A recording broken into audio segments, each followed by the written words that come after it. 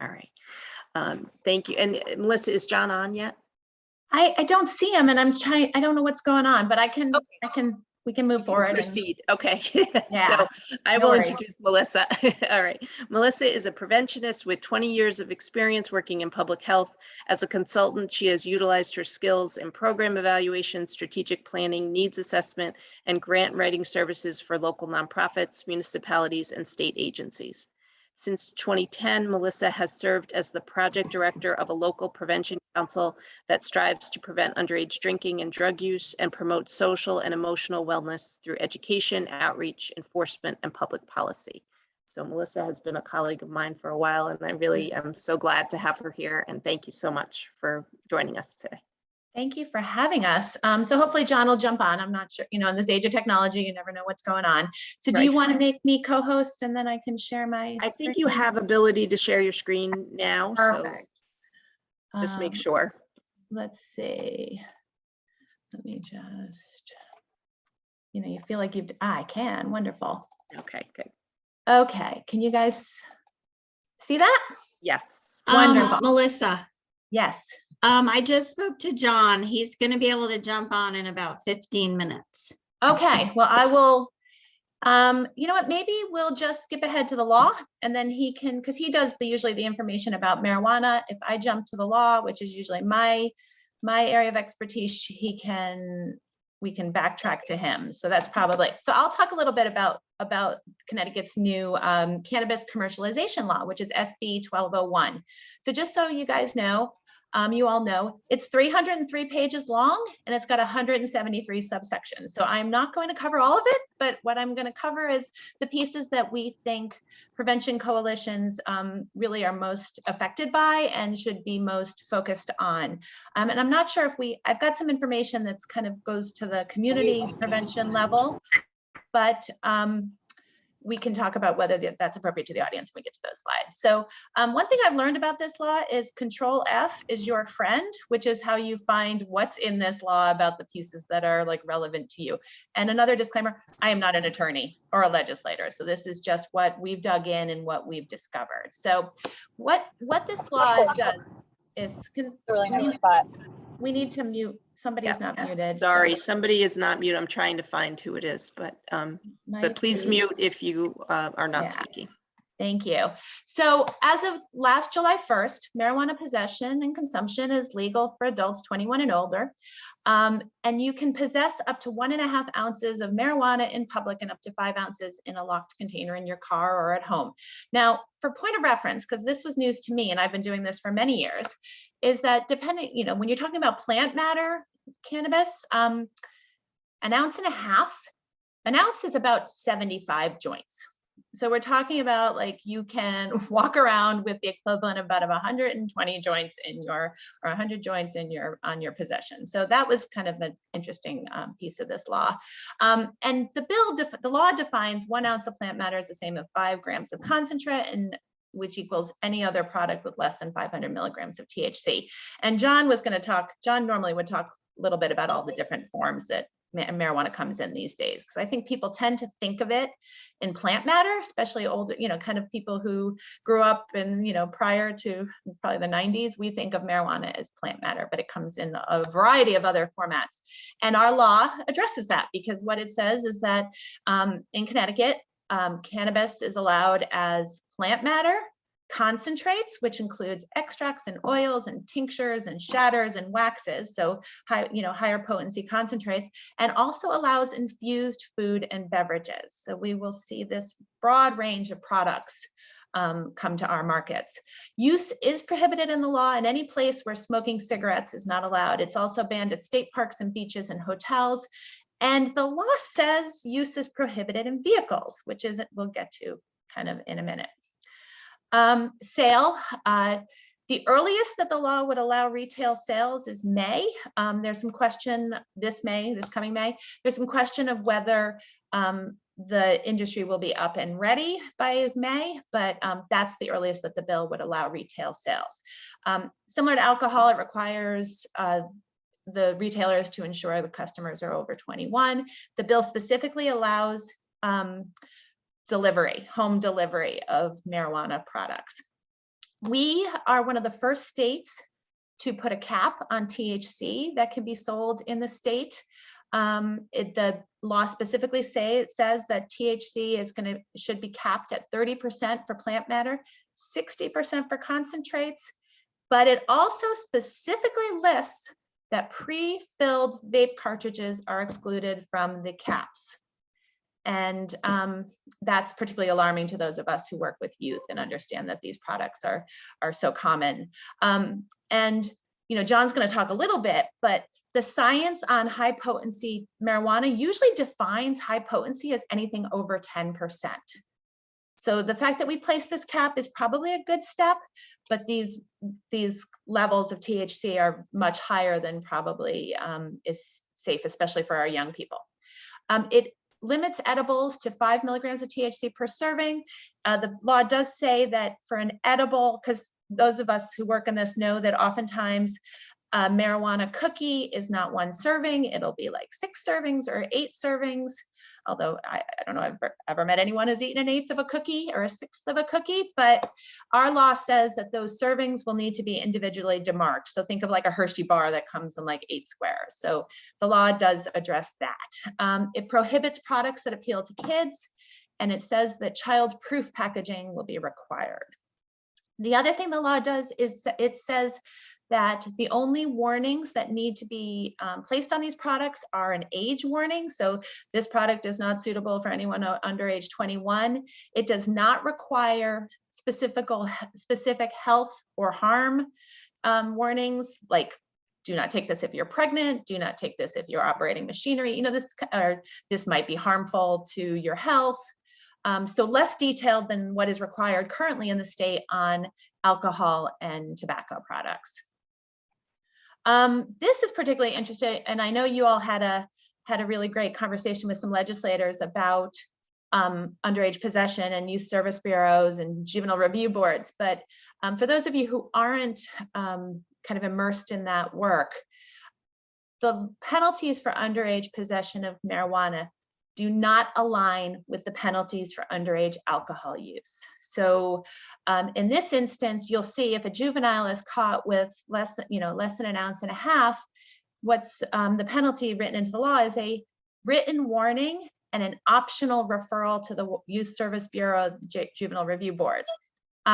There's a couple of issues here. Like first off, written warnings will be maintained police department by police department. So if a young person is stopped by an officer in Stamford, they'll give him a written warning. If he's stopped by an officer in Greenwich, he'll get another written warning because there's no kind of interstate communication about these written warnings. The other challenge, of course, is that not every town has a JRB and not every town has a Youth Services Bureau. So there's some questions about what happens to those youth. And then the point of a Youth Services Bureau and a Juvenile Review Board is restorative justice, right? We want to help kids get on track, but there's like a stick and a carrot, right? Because typically the carrot is you avoid the criminal justice system. The stick is if you don't cooperate, you're going to the criminal justice system or the juvenile justice system. The juvenile justice system is not really set up to take youth cannabis cases. So they're going to kick it. What we're hearing is their courts are kicking it back. So what do you do if a family doesn't cooperate or engage with your Youth Services Bureau? You don't really have any recourse. The other thing is that this could, depending on your schools and your police and what their decisions are, you could see a big influx of cases to your YSBs and JRBs if they are stopping kids with marijuana. And then look, second offense is a mandatory YSB and JRB. The law has a piece about there being a DMV penalty for adult marijuana possession, similar to what we have for alcohol. I don't know if you know, if a young person is caught with alcohol, they can either like lose their license or their license can be delayed. The law references that for alcohol, but there's no process for that to be triggered because that's triggered by the juvenile summons, and there's no juvenile summons in the cannabis law till you get to like 5 ounces plus or third offense. So there's a lot of disconnect in this piece of the law. The other concern for a lot of us, which is similar to what we've seen with car thefts, where criminals are using young people to steal cars because the penalties are lighter or not significant enough. Our concern is that because now we are basically allowing kids to carry around up to 5 ounces of cannabis with fairly minor penalties, which is the equivalent of, 375 joints, is that we will have a army of small drug dealers, underage drug dealers, is how our young people could be utilized through loopholes in this piece of the legislation.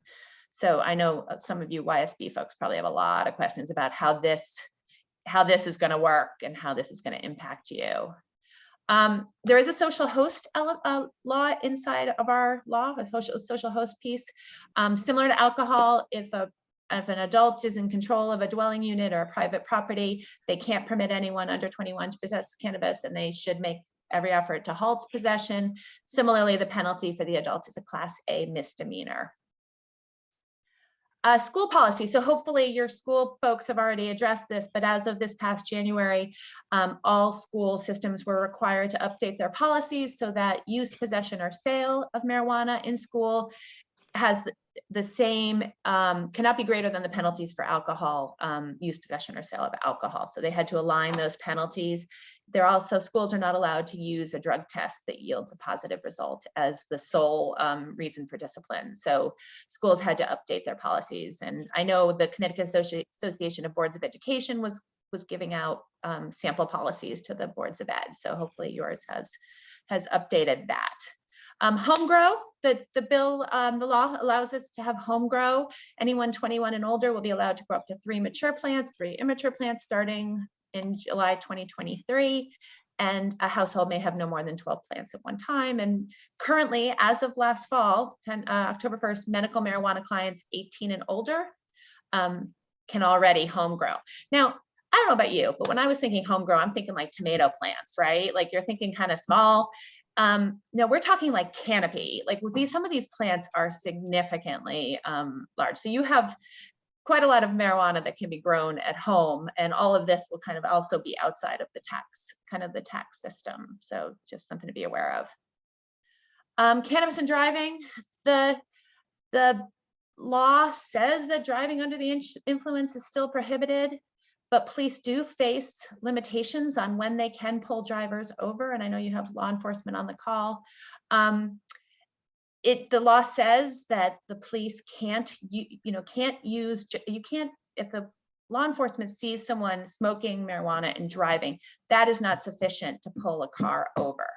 They need to see some other infraction to pull the driver over. The challenge with cannabis obviously is also that unlike alcohol and tobacco, you can actually get secondhand impairment from your passengers. So the law doesn't seem to kind of acknowledge that having someone using in the passenger seat may also be an issue for kind of the driver. I know the driving under the influence, is such a big issue. And when you dig and look into the research, there's not a lot of consistency on how impairing cannabis is. A lot of it depends on how recently the person used, what strain they used, how potent it was, whether they combined it with alcohol, because alcohol amplifies the effects of marijuana, and marijuana can make it take longer for you to feel drunk, is what the research is saying. So the level of impairment is really difficult. As we all know, there is no good roadside test for marijuana impairment. And the law relies a lot on this training that they say law enforcement is going to get. They're talking about police to be trained in advanced roadside impaired driving enforcement, and also talks about drug recognition experts. And I don't know if Greenwich has any DREs, but it's a very expensive training course, and officers go for 2 weeks to Arizona, and it costs thousands and thousands of dollars. Not all towns have a drug recognition expert. The legislators seem to think that towns would just lend each other their drug recognition experts. So if I pulled someone over, I could say, hey, Stanford, could I use your DRE? And of course that DRE, you know, isn't just sitting around waiting for calls from other towns, and it probably has their own work to do. And with the current state of so many towns being understaffed in their police departments, I'm not sure how practical it is that we're gonna, you know, these drug recognition experts are gonna be like roaming around doing work for other towns. So I haven't seen any funding tied to this piece. So, you know, where does the money come from to train your officers in these skills? And so that's a big question mark. I think there's a large piece of education to be done around the dangers of driving under the influence of cannabis. I mean, especially if you're talking about young, inexperienced drivers, because we've done a great job on talking about alcohol and driving, but not so much on cannabis and driving. Advertising. So this is one of my pet projects. The law says specifically that advertising cannot be done in a way that targets people under 21. It specifically says that advertising cannot be done on TV, radio, billboard signs, internet, social, or mobile devices unless they have reliable evidence that 90% of the audience is 21 or older. I live in Westport. I drove from Westport to Boston this past weekend. Do you know how many cannabis signs I saw on our highways between Westport and probably the state line? We have at least one billboard company that insists that their signs meet this threshold of 90%. And the one on the left, the picture on the left, that one is positioned, that's at the Route 8 95 exchange in Bridgeport. That sign is perched right above the Webster Arena where the Fairfield U and Sacred Heart sports teams play, where the minor league hockey plays. It's next to the new Hartford Healthcare Amphitheater, and it's the exit for both I can never remember what University of Bridgeport's called now, and also for Housatonic Community College. So the fact that you can tell me they think 90% of the traffic, but the law doesn't say how we measure that 90%. So I'm pretty sure they're measuring from like 3 a.m. to 4 a.m. when the traffic is entirely truckers. So this is like a personal, I kind of take this as a personal affront, this advertising piece. It's definitely, it's not being implemented that way the legislators thought it would be. I think the legislators thought like, oh, we've closed that, we won't have the billboards, but we clearly do. It says that the cannabis companies can't sponsor events unless 90% of the audience is over 21, can't advertise within 500 feet of schools. You can't have cannabis products visible from the exterior of the retail establishment, and they can't use logos or advertising similar to non-cannabis products, because we'll show you some of those that have been in the market in other states. So show me the money. I mean, we were told this is going to be a giant windfall for Connecticut, right? Well, where do the revenues come from? The revenues come from, now there'll be licensing revenues, obviously, but cannabis revenue will be the Connecticut sales tax, plus there's an additional tax laid out in the law on the THC content. But I want to show you this because this is what the law sets up for where the money will go. So fiscal year 22, which we're like 2/3 of the way through already, or 3/4 of the way through already, 100% of any revenue would go to the cannabis regulatory and investment account. Because, if you sell something, you need a system around it. Now, I don't know how much revenue they're generating right now, so I'm going to guess that regulatory and investment account is going to need more money going forward to set up a system to regulate the sale. Fiscal year 23, 100% of the revenue will go to the general fund. But look at what happens in fiscal year 24 to 28. It drops off. After that, the law does not state that any money will go into the general fund. So the general fund's what funds are, our state stuff. The law sets up a social equity and innovation fund. And a lot of the purpose of that fund is to promote, to assist those communities that were adversely impacted by the kind of war on drugs and the enforcement of cannabis laws. It also is tasked with promoting the industry within these communities. So the idea being that these communities will participate in this industry and we'll see economic benefits. But you can see how that ramps up starting fiscal year 24, which is only 15 months away. And for those of us who are really passionate about prevention, this is a little bit galling. There's no prevention money until fiscal year 24. And you know, prevention being pre, it feels a little late to the party if we're not funding any prevention or recovery until we've had legal cannabis for a couple of years. So that's certainly something that, but we did get money for prevention, because in the early drafts of the law of the bill, there was no prevention money. So you know, it is something. And prevention is for not only substance abuse prevention, treatment, and recovery, but also to collect data. So if you look at these states, some of these states that have had this already, they're getting really good data and information on how this is impacting their young people and impacting their community. So hopefully, you know, we can fund some really good research. State oversight. So who's watching this stuff? The law gives the Department of Consumer Protection a lot of responsibility. They have to set up, they still are working on setting up the regulations for packaging, the warnings, and other rules for sale. But they also are given, they're given two tasks. They're tasked with protecting our health, but also ensuring the market. So ensuring there's enough marijuana to support the market.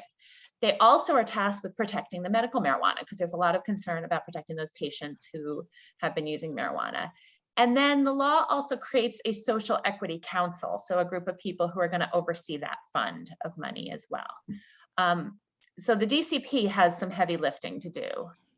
In terms of local control, the law allows towns to act in the interest of the public health of your residents. And municipalities can decide where cannabis can be consumed and whether to allow marijuana businesses. But, and I think this impacts you guys, municipalities with populations over 50,000 have to designate a public place where consumption of cannabis is permitted. And I don't know where you are in that process in Greenwich, but I've seen other towns kind of cities wrangling with that. And a petition of 10% or more of your municipality can force a referendum on retail marijuana sales. So you have some wiggle room, but in other ways, the law has put in place where your residents can kind of force a vote. If you do choose to have retail marijuana sales, you can charge a 3% municipal tax. And I've seen a lot of confusion about this tax. People seem to think like, oh, that'll fund our schools, or that'll fund, that tax there are strict requirements to what you can do with that tax. So there's a list of them on the screen. You can make, I think the ones that we tend to focus on are D&E, which is where you can fund, your prevention work, and you can fund there's where you can fund your YSBs and your JRBs. But other than that, there are some fairly, there are some well set limitations to what you can use that 3% municipal tax.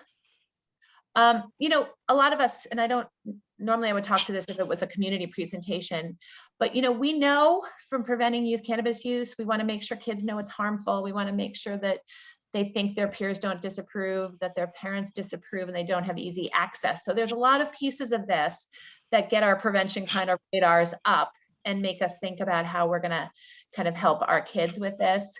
I know you all have I can't believe you're in year 4 already on your DFC, because it feels like you just got it. But you're already doing this work, right? A lot of us talk about these 7 strategies for community change that SAMHSA uses, where we're trying to get information out there about the health risk. We're building our skills in our community. We're looking to put in supports and ensure access. We're going to be doing access around marijuana the same way we do access around alcohol and prescription drugs. It's going to be lock it up campaigns and things. Consequences, that's going to be a big piece for kids. And then our physical design and our modifying policies, what are you doing at the local level? And I know, I'm going to skip through this because I want to make sure we aren't. I know you guys had some conversations already with your legislators.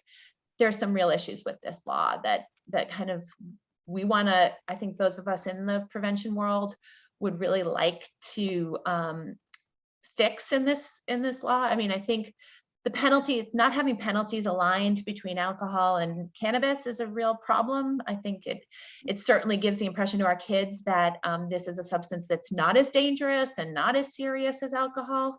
And that's, of course, a problem.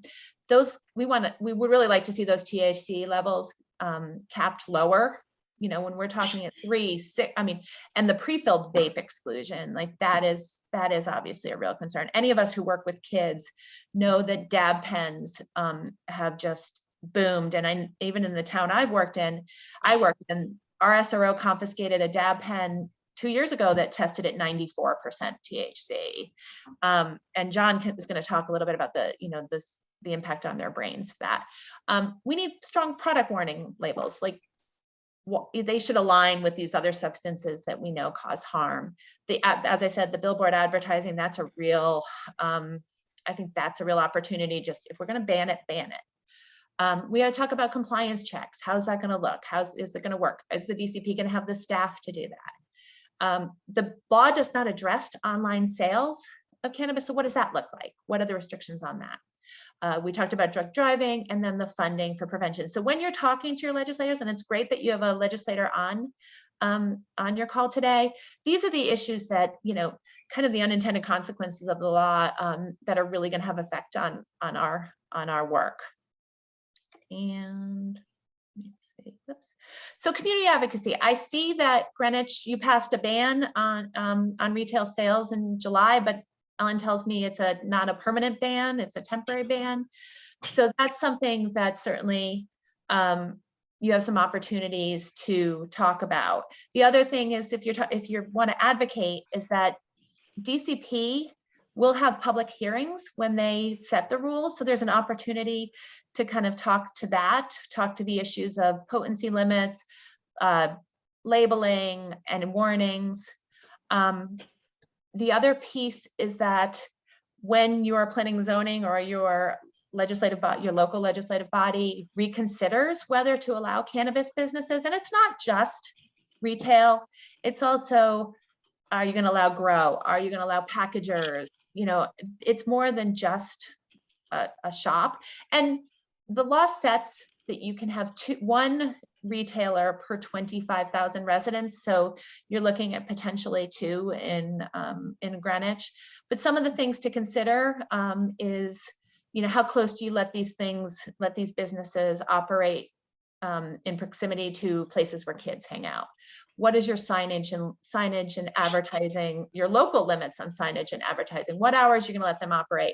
How about security? It's still a cash business because they're not supposed to be accepting credit cards because they're not banking through the banking system. What do you do about traffic, record keeping, odor control?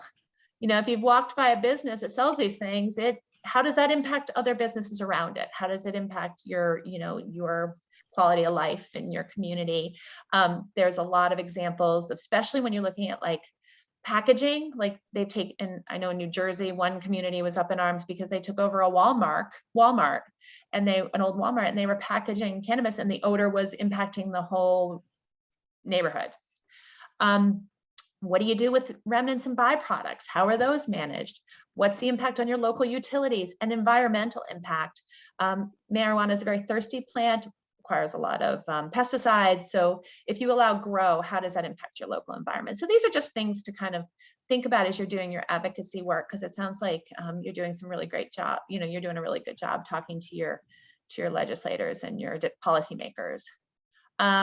Is John on here? Yes, John's on. Hey, hi, John. How are you? Hi, everyone. So sorry I'm late. My car had a fight with a neighbor's tree limb and lost. Oh. Well, we pushed on without you, and we saved your piece for you. So I'll run your slides, and if you're ready, you can. I'm ready to go. Yes, and okay. just a couple things to add to what Melissa was saying. DCP, Department of Consumer Protection. They've had cutbacks in their alcohol compliance check operations and their alcohol inspectors. So I'm very concerned about having the resources to properly fund and be able to check on these businesses to make sure they're following the law and the regulations. That's one concern. And as far as that 50,000 people need to designate a smoking area, in my opinion, I'd say forget it. Wait till somebody asks you to do it. That's just my opinion. Because I think it'll take quite a while before anybody catches up with you about that, to be quite honest with you. It could be a couple years.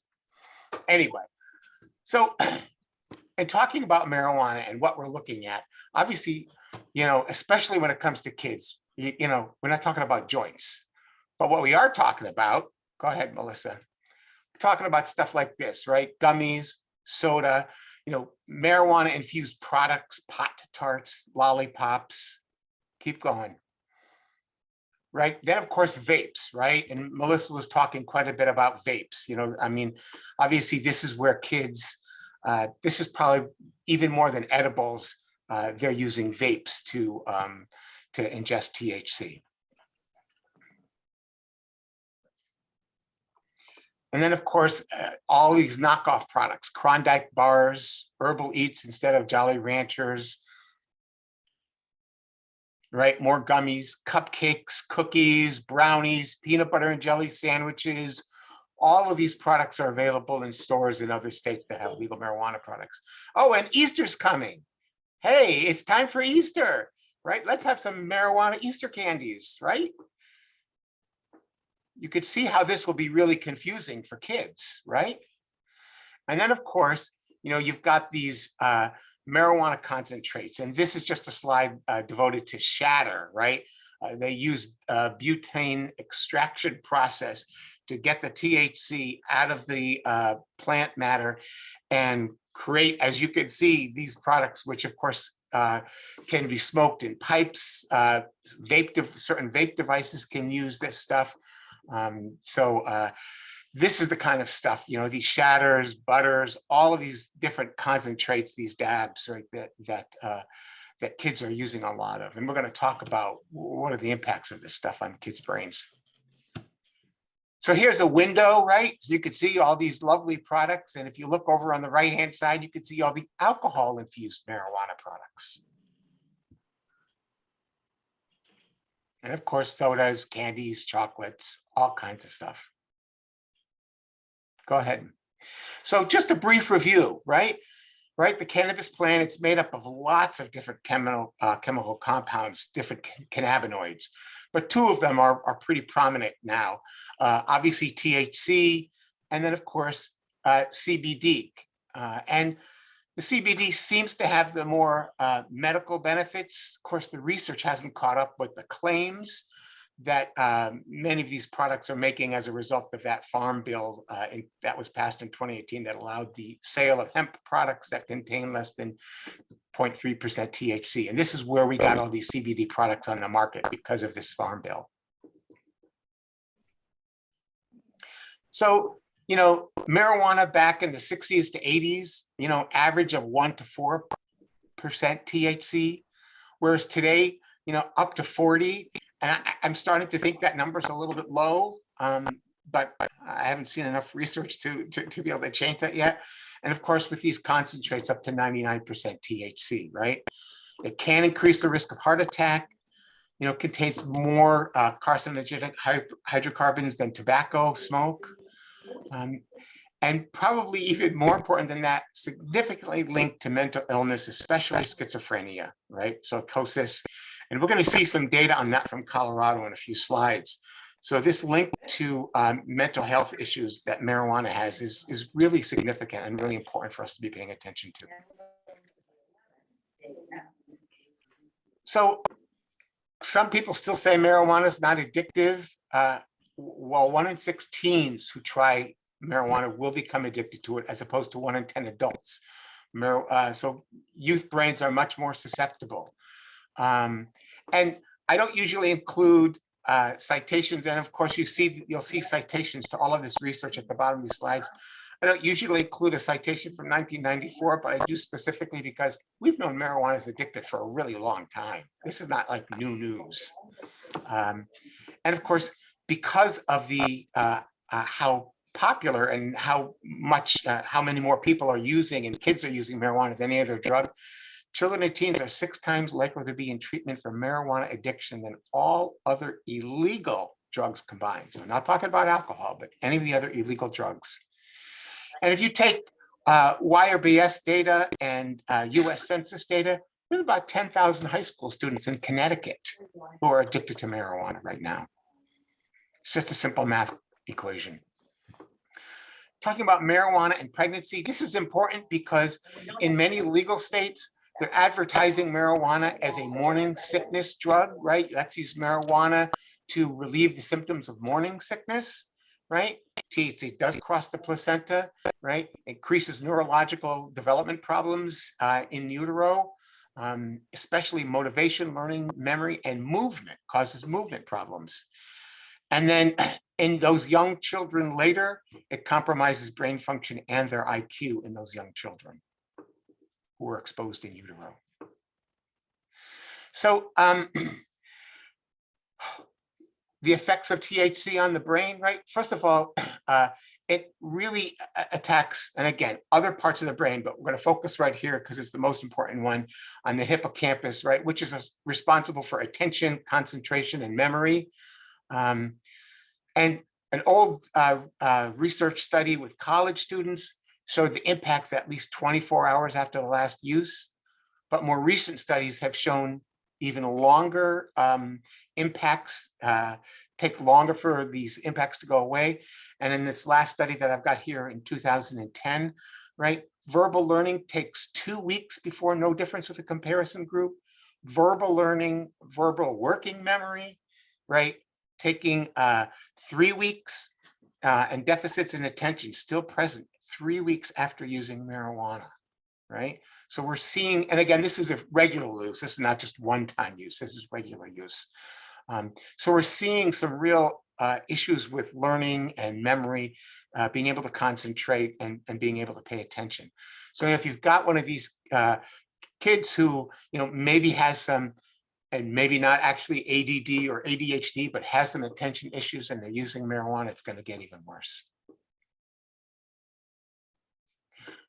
So we had that very famous now Duke University study in New Zealand, where they studied teenagers starting around age 13 and tested their IQ. And they found that if they were using marijuana, and this, you have to remember, this is 1980s to 1990s potency marijuana.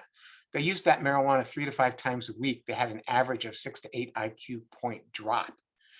And if those kids, and the last time they tested them was when they were about 40 years old, some of those kids stopped at around 22, 23 years old. And when they retested their IQ at 39, no change in IQ. They did not recover any of that IQ, which is why permanent is up there. It looks like it's permanent IQ drop. And if you're a kid under the age of 17 and you're a daily user, you're 60% less likely to complete high school or obtain a college degree.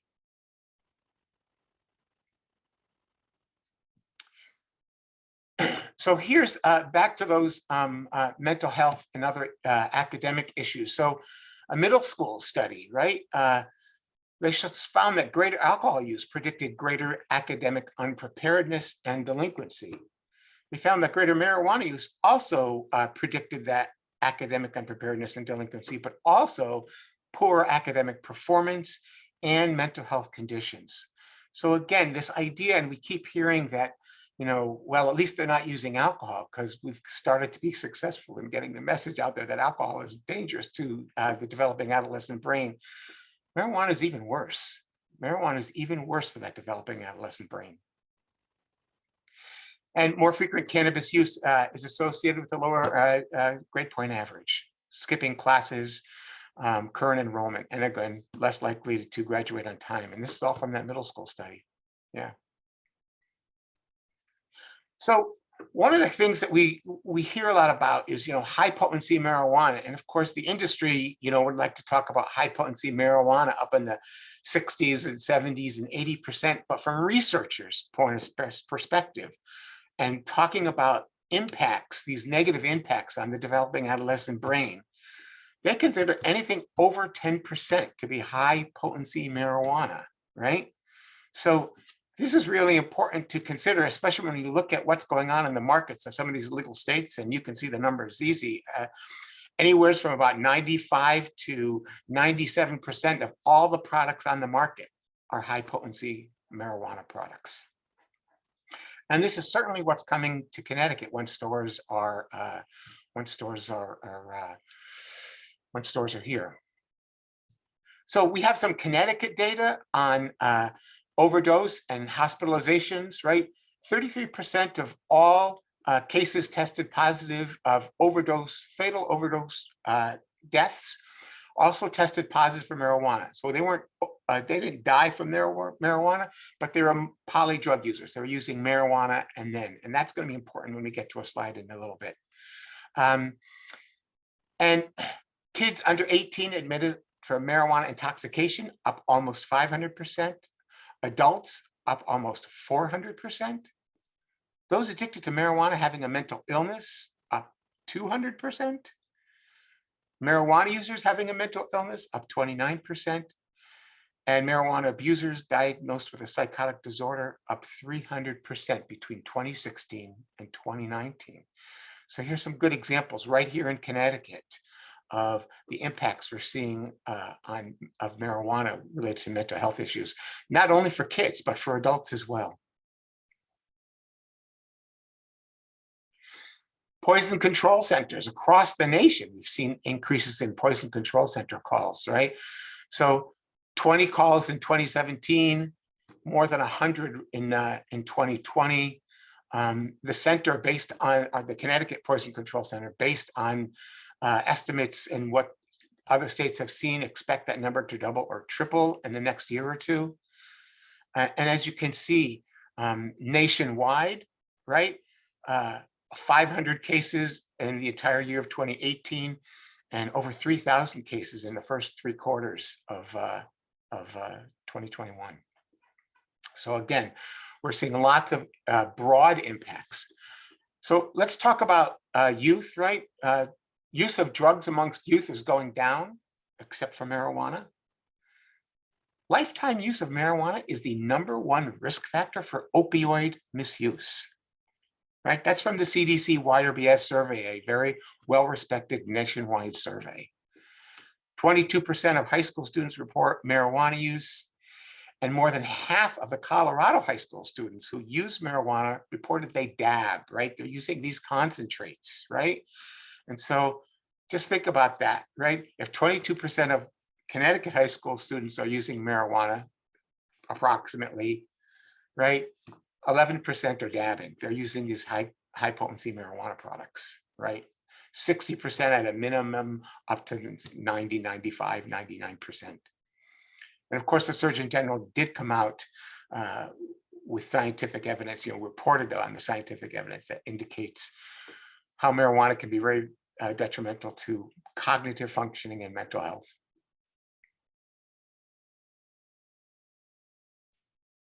So just some interesting information from Colorado, right? Almost a third of Colorado youth who use marijuana drove after using marijuana, up from just 9% in 2017. So you can see that driving in marijuana is going to be, and this is a real problem for police officers because there's no good roadside test for marijuana at all, right? We do not have that at this point in time. Colorado teen visits to the emergency department for marijuana increased post-legalization, right? 71% of those visits were for psychiatric events, 71%. This comes from Kenneth Finn, a doctor who really works on this issue in Colorado and the editor of Cannabis in Medicine, right? Among youth who use weekly, about a third are cannabis dependent. And this CERTA study back in 2019 found a 25% increase in cannabis use disorder among 12 to 17-year-olds in legal states. We expect this to come to Connecticut, which is why that comment of Melissa's about no prevention money until the 3rd year becomes a real problem for us.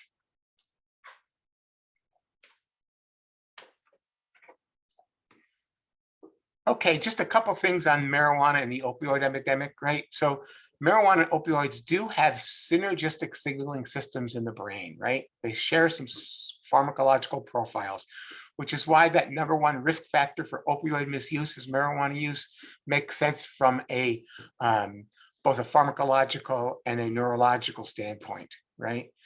And of course, you guys have seen it down there, but we've seen it up, in Hartford as well, right? We've got confirmed overdose cases of marijuana laced with fentanyl in schools, right? We've had several different schools talk about that. So this is just a nice little slide from the National Institute on Drug Abuse, kind of puts all this together, or most of this together, about the harms of marijuana on the brain.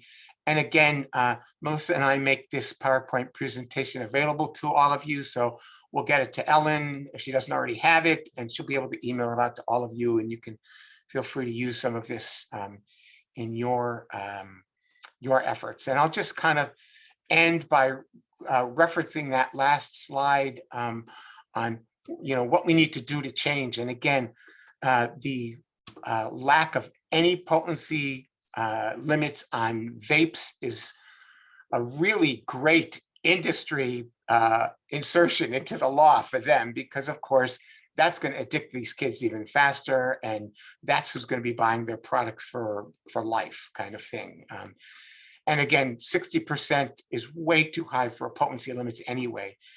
And the Department of Consumer Protection does have the ability to change potency limits. The law does give them the ability to do that. So I think during the regulations piece, trying to work on DCP to lower the potency limits would be a great idea. And I saw the note about home delivery in the chat box. Yeah, that's a good one too. And I think that that's a really important thing to be considering as well. It's worth noting that home delivery is mentioned several times in the law, and it does seem to be one of those things that they think will provide jobs to underserved communities. So the idea being that like people who may not, can take jobs as marijuana delivery people is mentioned throughout the law. So it is, I think, I absolutely agree with you, but it's something that the legislature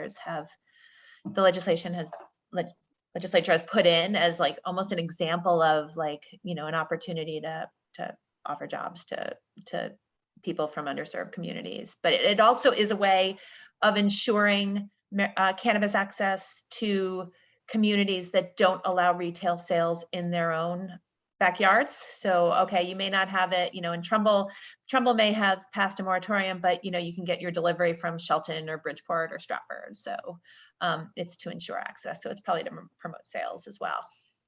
Mm. So I know we kind of flipped our presentation a little bit, which I don't know, we may have lost a little bit in the translation, but I don't know if there are other questions kind of about the law or the science. Yeah. Hi, Melissa and John, it's Ingrid. I just recently read where medical marijuana dispensaries, some of them are getting ready to sort of switch over to become retail. Can you speak a little bit about that? Because I think sometimes communities think because we have medical marijuana that. Yeah, the process for applying for a retail license is fairly complicated, and the system that has been set up is designed to funnel the licenses to minority-owned businesses, but also you have to prove that you lived in a community that was adversely impacted by the enforcement in the past. So I think we're still seeing a little bit of how this is going to play out. Other states have certainly tried to promote minority-owned marijuana businesses, but if you look at Massachusetts, they thought they had put in place a system that was going to ensure that minority-owned businesses ran, and then in the end, I think it was less than 5% are actually owned by minorities. So we're still waiting a little bit on how it's going to play out. I've heard the same thing where medical think there's a hybrid license as well. I have to say the language is so dense in that part of the law, and so much of it is still left to DCP that we're not seeing how that's actually going to manifest itself. There's certainly some organizations that are cropping up around the state that seem to anticipate that minority businesses might have trouble, and they're trying to promote technical assistance to these businesses so that they can actually get these licenses. but I have to say, I don't know that we've seen for sure how that's going to work. So much of it, even though it's 303 pages long, so much of it is like punted to the DCP or punted to this new, these new government bodies that are going to set these rules.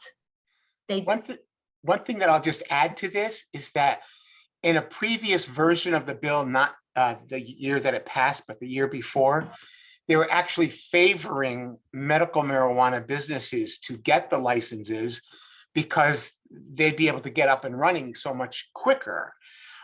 So while that didn't make it into this final bill, the way politics works, and maybe I'm being cynical, but I think that there's a lot of legislators who are still thinking that that's going to make things very easy if we give these hybrid licenses to current medical marijuana dispensaries. So in my personal opinion, and it's just my opinion, I think we're going to see that, Ingrid. I do. I think we're going to see that. Yeah. The other challenge is that a lot of suburbs have passed moratoria on retail sales. So what you're seeing is that most of the places that seem to be allowed are our urban communities. So some of our suburban medical dispensaries are going to kind of wait and see. I saw one CBD store closed in a community because there was a moratorium and they were moving out of the community and trying to figure out how they could turn their CBD business into a cannabis business. And so I think it's a lot of chess right now to kind of see how it's all going to play out. Melissa, are there any more slides to show? I think we got through everything. We Yes. just did it kind of fast. So Okay. yeah, I just let me just throw up there. We had one that was resources. Okay. So here's some resources, and then here's our contact information. So we are always available, and as John said, we'll share this presentation. If anyone learns anything or and thinks we should include it, send it over, because I think we're all learning. I mean, this presentation evolves constantly because something new is decided or something new is learned, or I control F and find something that I didn't know was in the law, because as John mentioned, there were several versions that went through the process too. So then trying to compare what was in the early version and what came through, we find some changes sometimes we didn't realize. There's a good book out, Alex Berenson, Tell Your Children the Truth About Marijuana, Mental Illness, and Violence, a New York Times reporter. I found it very compelling. Some of John's data, I think, came from this book. Yeah, I think the other thing we really need to do a great job on is talking to our kids about mental health and marijuana, because some of the things our kids think marijuana helps with are actually exacerbated by marijuana. So for example, anxiety, depression, learning issues, kids will tell you, oh, it makes my anxiety better. But the reason is when they stop using, they feel more anxious, because one of the withdrawal symptoms of marijuana is anxiety. So it's like this, our kids get kind of caught in this vicious cycle where they're like, I stopped using and I feel really, really anxious. And so therefore when I use, I feel better, so it must work, and same with attention, right? And the withdrawal symptoms take about 7 or 8 days to work their way through your system with marijuana. So it's like, if you could just stay firm for like a week, but we've trained our kids that this is medicine, and that, and PTSD is one of the conditions that, medical marijuana has been approved for. And I met a mother whose 24-year-old son was given medical marijuana for PTSD, but not required to get therapy. There's just a lot of issues with the marijuana and the mental health piece that we really need to be talking to our kids about. Melissa, would you mind just stop sharing so maybe we can all see each other as we there we go. Sorry about that. chat. No, that's great. Thank you. I just wondered if you could talk a little bit more about the dabbing and what that means exactly, because I get confused by that, and I don't know if everyone knows what that means. So dabbing is using what they call a dab pen. We as adults tend to call it vaping marijuana. Kids don't call it vaping marijuana. They'll call it dabbing. They'll differentiate between a vape and a pen. And a vape is usually nicotine, and a pen is usually THC, marijuana. The other thing about language, these bills typically use the term cannabis, which is, yes, scientifically correct because it's the plant. It's also sounds, it doesn't have all the negative connotations of marijuana. So, and kids don't always know what cannabis is. Like they're comfortable with the term marijuana. They don't use it themselves, but they understand it. But so a dab pen is a device that uses typically like a liquid oil concentrate of THC. And it's, as John said, they use butane to extract the THC from the plant. And then kids, they vape it, they breathe it in, so they dab it. We don't have, when we were talking about EVALI a couple of years ago, 2019, when kids were getting hospitalized and with lung damage from vapes, those were typically dab pens that were being used, kids were getting hospitalized from. They weren't getting hospitalized from Juuls. They were using dab pens, and a lot of them had vitamin E oil, and it was damaging our lungs. As we talk to our kids about vaping, in a lot of communities, nicotine is down, perception of harm on that is up, but we have to do the same with THC. And parents don't necessarily know what to look for, because you're not going to get the telltale signs, that you're not going to get the odor of a burning marijuana plant. But you will see some of the same things with like eyes and reactions and things. But the potency level, that 90% pure with teenage brains, is particularly alarming. And then the fact that kids don't necessarily know the risks of like not driving and using while they drive, or telling you they think they drive better, which we see because they drive slower, but they don't talk about tunnel vision and not having peripheral vision and maybe driving too slow, or how dangerous that is. Does that answer on the dabs? The only thing I'd add about the dabs is that, this term has kind of evolved, because a couple of years ago when I was doing presentations on this, dabs just actually referred to, almost all of the concentrates. So the term has evolved. So for example, the butter or the shatter or whatever, those were all dabs, right? And now, from the kids' perspective, and I guess it's the kids' evolution of the term that's happened to where Melissa's talking about now. Yeah, but they'll use the term pen, like vapor pen. Do you want to, like, they don't use the same terminology. And so when we have to be, we have to be careful when we're doing our data collection, that our survey data and our qualitative data, that we're using the terminology, because you may be thinking you're talking about one thing and the kid thinks you're talking about something else. I think that's helpful. And parents have no idea, right? Like parents are completely.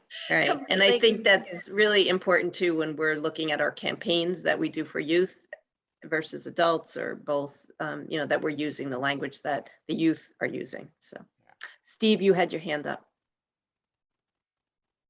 Yeah, I unfortunately have been trying to modulate between two different Zoom meetings on various topics.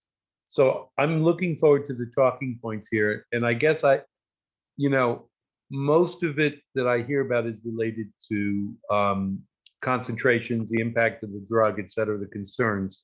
And did you also cover the topic of vaping in terms of the delivery system?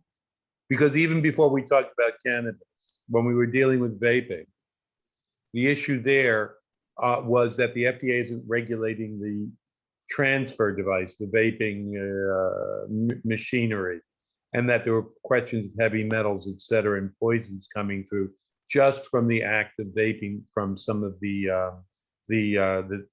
stuff that they were using. So I don't know if you focused on that issue as well. We didn't talk at length, but obviously that's a concern for anyone who's doing, prevention work with kids and the health impacts. When I talk to kids, usually we start with, what are your lungs intended for? Like, let's all agree that like air is what your lungs are intended for. So is it ever good to put, to breathe in a vapor of chemicals? I think we have to do a better job. It's all of that. I think I'm assuming we're in a slightly different delivery market. I mean, as a banker, as I try to frame it out, we're not hitting the exact same crowd of kids who are vaping nicotine, and therefore there's a different exposure. So it's probably good to get that message out as well. In terms of probably, I think we all can agree, no matter how you feel about the whole issue of recreational marijuana and recreational cannabis, the issues of the impact of the children, the risk on both the cannabis, the concentration, but going back on the delivery system, we want to let them know that, you know, if they're going down the wrong path, and this is even, Right. you know, worse, it amplifies. You can end up with permanent lung damage, Yes. metal, you know, and all of that Yes. going through, you know, so I think that would help in the emphasis as well. Yeah. To So your that would point be too, my only suggestion. one thing that you sparked in my brain that we didn't talk a lot about is we just touched on was this is such a different product because the delivery systems, there's all sorts of delivery systems, right? Like when we do alcohol prevention, we say don't drink. Here I have to say don't smoke, don't dab, don't drink, don't eat, don't, like, you know, even the edibles. I'm doing presentations now with our seniors talking about edibles and talking about the risks of mixing your edibles with your blood thinners, or, you know, you don't know that it takes 2 hours for you to feel the effects of an edible. And what happens is the reason we have these overdoses is someone eats it, they go, well, that didn't work, and I spent all this money on it, so let me take a little more because I've clearly got a bad one, you know, like, and suddenly you end up with these calls to poison control. Or we've had, you know, older adults who mix their wine with their gummies, and suddenly they're calling EMS because they think they're having a stroke. You know, like we have to talk you know, we have to talk about all the dangers of the various delivery models that are coming, you know. And I have to product. confess, in terms of the law, I'm not sure who's handling the public safety health messaging. And that may be somewhere where we want to be involved as well, in terms of how we negotiate to what the content of it should say, related to time lapses that you're suggesting, the delivery systems, et cetera. The population has to be educated that it's not just, you know, a joint, or it's not just, you know, an oil, et cetera. They've got to figure out, you know, I think there's a lot of public service announcements that have to go into this room. Yeah, and unfortunately, the law doesn't allow much for warning labels. The warning labels that the law allows for are very generic and don't get into any of the stuff that we're talking about at all. Yeah, we're Which going to may see. mean the distribution centers need to put that up as well. Maybe you may want, they may not like it, but you may need to be putting in a post, or for the first 6 months that the purchaser, that there's something printed on the bill, if it's a printed receipt, just to, you know, the consumer, we can agree or disagree on certain aspects of recreational marijuana, but the consumer absolutely, what I'm hearing here is no one's fully informed of what they're getting into. Right, I agree with that. And- And, you know, right. from a public health point of view and from a healthcare provider point of view too, like when K2 first came out on the market, you know, being sold behind counters, there were warning labels, you know, on it. So again, even as healthcare professionals, getting an education in terms of recognizing what's going on in terms of even like alcohol toxicity and what happens, you know, when people ingest too much. So I definitely do agree with that. If you ask me, if I was sitting in your position, the two groups would be the hospital groups and the insurance industry. The hospital groups are going to see what the results of the problems in their intake. Right. The And insurance EMS. companies and EMS, and the insurance groups are going to see it in the nature of claims. Right. So I would get them on board in terms of what you think the public health messages need to be, and tell them that they need to lean into the Connecticut Department of Health with the appropriate messaging. Right. Those are Yep. going to be the people who are going to bear the brunt, right? All of us will be advocates outside the system, the hospitals, and the insurance companies have direct phone lines into the Public Department of Health. Yeah, the Connecticut Hospital Association should be on board with this besides the DPH Right. and EMS. And Right. right. Right. Those would be the pressure points. If I'm trying to get the message across, Right. that's where I would do Also it. police, because they are frequently the first responders. You know, they might see the mental health piece behind it too, besides the physical Right. altercations that's going on. Yeah, there's a lot of But education. that they'll needs come to be in, done. they won't come into the Department of Health in the same, I don't think they'll get the same access that the hospitals and the insurance companies will get to the Department of Health at state. I don't know that, but that would be my guess if I'm looking at it on a marketing basis. How do I want to get my message elevated? What about, The Department of Police would come to the legislature directly, I would say. what about driving? For my own purposes, I've got a sophomore and they're very interested in getting their permit and driving. They're also talking about viral TikTok messages going around that when you smoke pot, you can drive better. So, you know, as a first step of kids getting behind the wheel, where is the advocacy behind, I guess, the insurance groups for kids getting their licenses, the driving? Insurance groups and directly to the legislature, telling that you'd like them to be involved through the Department of Motor Vehicles, or to lean on the Department of Motor Vehicles that they start including in their permitting process. Right. Informational about driving under the influence, et cetera, or what the risks are. Mm-hmm. So you know, you want that information. I think that'll go through the insurance companies to the parents, and the insurance companies into the DMV. But the legislature should say, look, you know, I think your groups as advocates saying there's TikToks going through the system. I mean, I'm 64. I'm not watching too much TikTok. But if it comes to me that it's a problem and I go to the DMV, you know, that helps you as well. So I would do it that way. I would go into your, you know, saying, look, there's a TikTok going around. Is the DMV adequately advising permittees, young drivers, everyone under 21, what to be careful of, right? Maybe within their annual renewal of the licensing. Right. One other advocacy opportunity might be, I've often wondered about working with driver's ed, because a lot of, there's usually a 3-hour session that parents and students have to attend as part of the process. And right now, I think it primarily, and the ones I've attended with my own children, focus on distracted driving.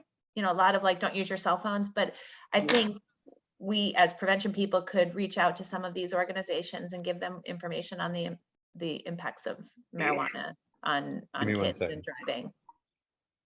Okay. Thank Yeah, I And would update their highly curriculum.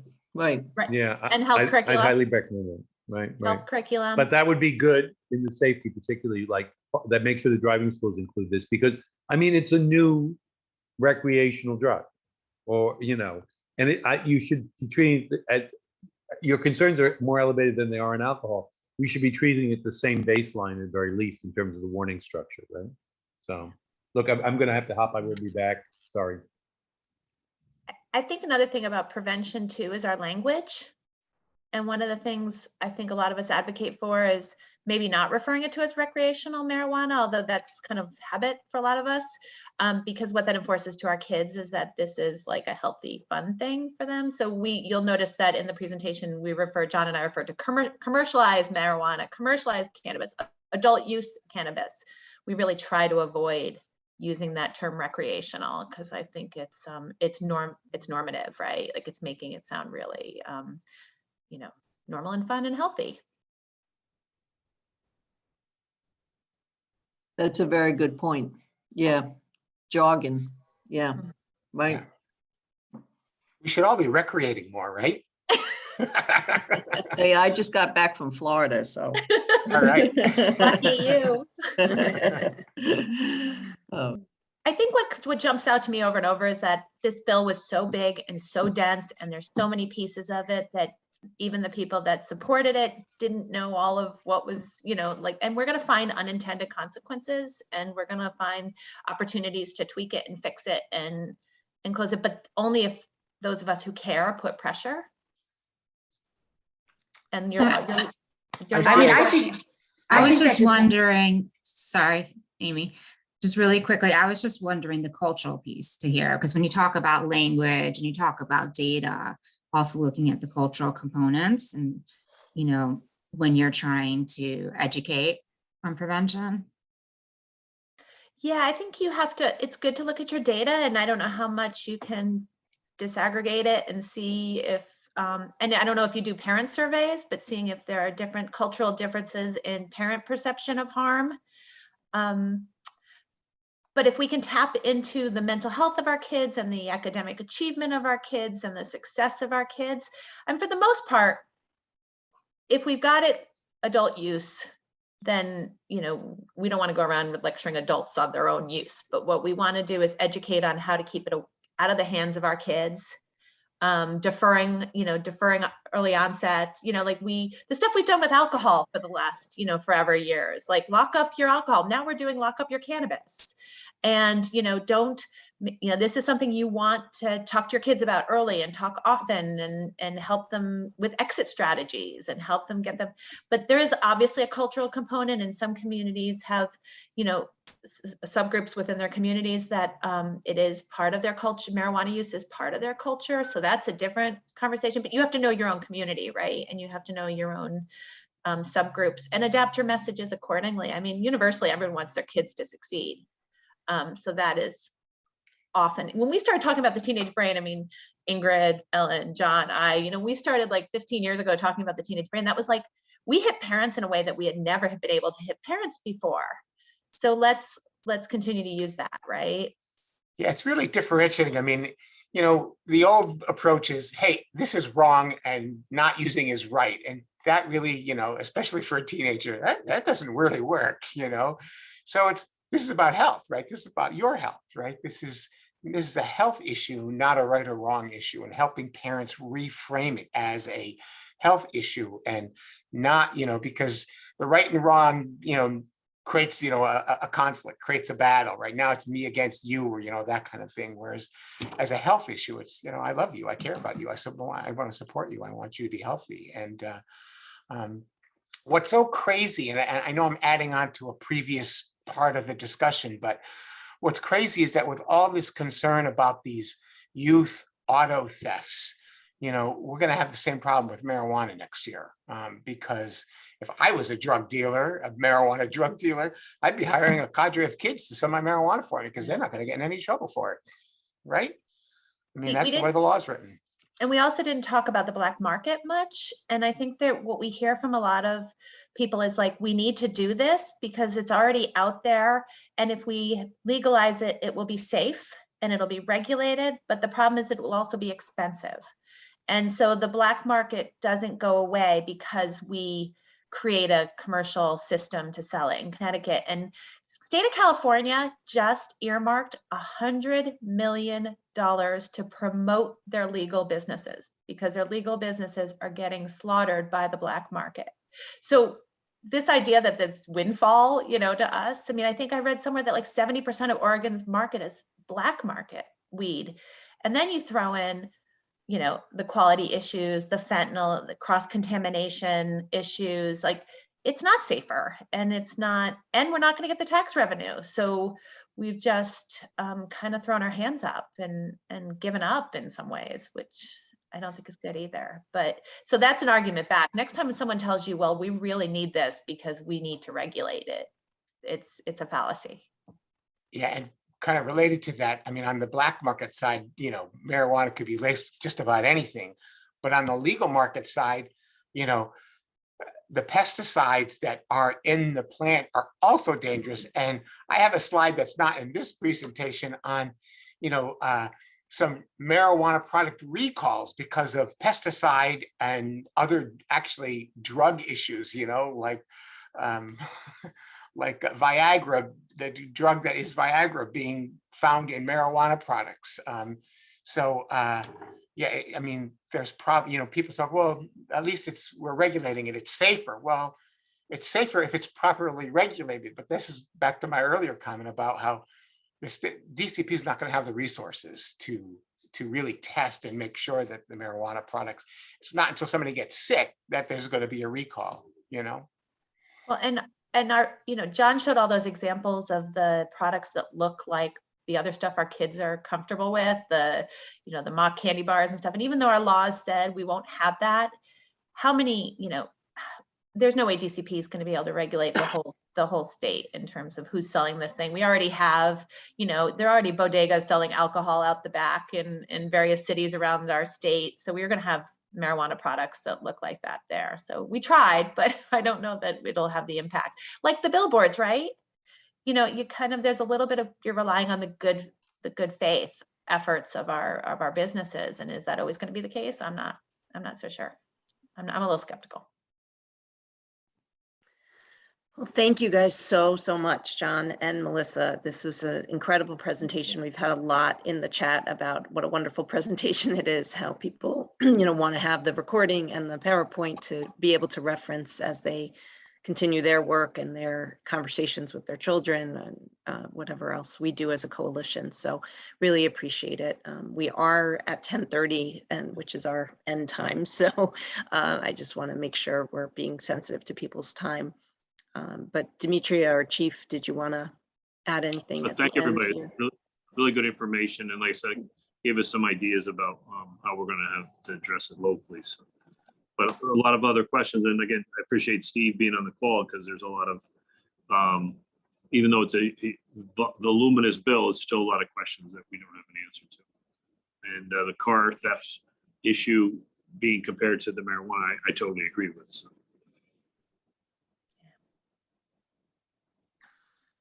Yeah, excellent presentation, excellent.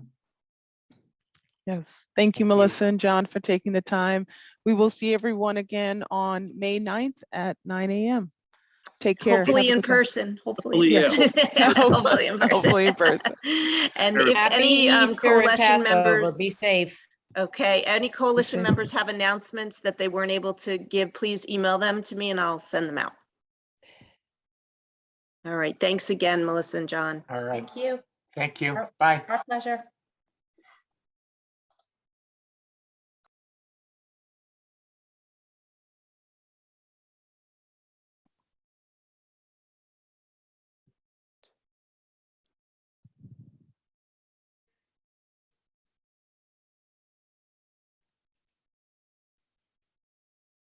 All right.